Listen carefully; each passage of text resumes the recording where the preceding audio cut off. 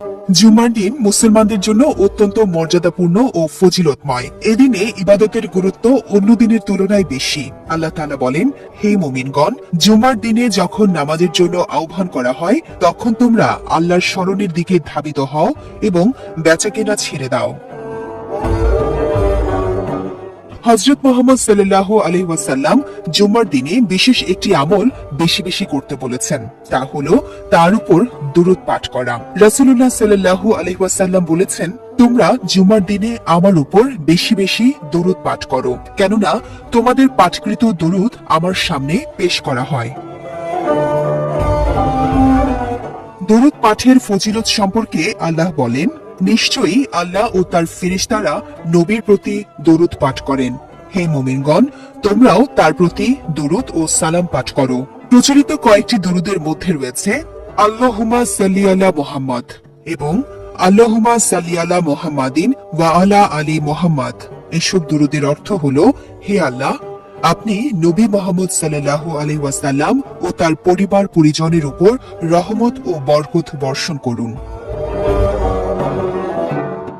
জুমার দিনে বেশি বেশি দুরূদ পাঠ করলে আল্লাহর রহমত লাভ করা যায়, গুনাহ মাফ হয় এবং প্রিয় নবী মুহাম্মদ সাল্লাল্লাহু আলাইহি ওয়াসাল্লামের নৈকট্য অর্জনের সৌভাগ্য লাভ করা যায়। তাই জুমার দিনকে ইবাদত, দোয়া ও দুরূদে সমৃদ্ধ করা প্রতিটি মুসলমানের জন্য গুরুত্বপূর্ণ।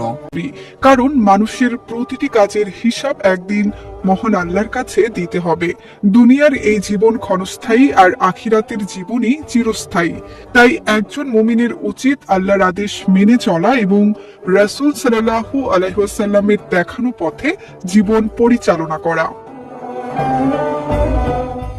মহান আল্লাহ তাআলা পবিত্র কোরআনে ইরশাদ করেন, জমিনের উপর যা কিছু আছে আমি সেগুলোর শোভা বর্ধন করেছি, যাতে আমি মানুষকে পরীক্ষা করতে পারি যে আমলের ক্ষেত্রে কারা উত্তম।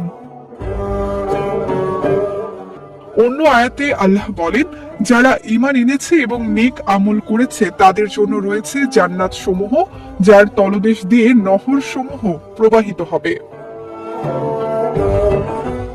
মানুষকে গুনাহ থেকে সতর্ক করতে নবীজি সাল্লাল্লাহু আলাইহি ওয়াসাল্লাম বিভিন্ন হাদিসে গুরুত্বপূর্ণ দিক নির্দেশনা দিয়েছেন। এর মধ্যে একটি হাদিসে তিনি মদের সঙ্গে জড়িত 10 শ্রেণীর মানুষের উপর লানত করেছেন। আনাস ইবনে মালিক রাদিয়াল্লাহু তাআলা আনহু থেকে বর্ণিত, রাসূল সাল্লাল্লাহু আলাইহি ওয়াসাল্লাম বলেছেন, মদ প্রস্তুতকারী যে মদ প্রস্তুত করতে বলে, পানকারী, বহনকারী যার জন্য বহন করা হয়, পরিবেশনকারী, বিক্রেতা, এর মূল্য গ্রহণকারী, ক্রয়কারী এবং যার জন্য ক্রয় করা হয়, এদের সবার উপর আল্লাহর লানত। এই হাদিস থেকে স্পষ্ট বোঝা যায়, ইসলাম শুধু মদ পান করাকেই হারাম করেনি, বরং এর সঙ্গে যে কোনোভাবে জড়িত থাকাকেও কঠোরভাবে নিষিদ্ধ করেছে। কারণ মদ মানুষের বিবেক নষ্ট করে, সমাজে অশান্তি সৃষ্টি করে এবং মানুষকে নানা গুনাহের দিকে ধাবিত করে। তাই প্রত্যেক মুসলিমের উচিত হারাম থেকে দূরে থাকা, নেক আমলের প্রতি মনোযোগী হওয়া এবং আল্লাহর সন্তুষ্টি অর্জনের জন্য জীবন পরিচালনা করা।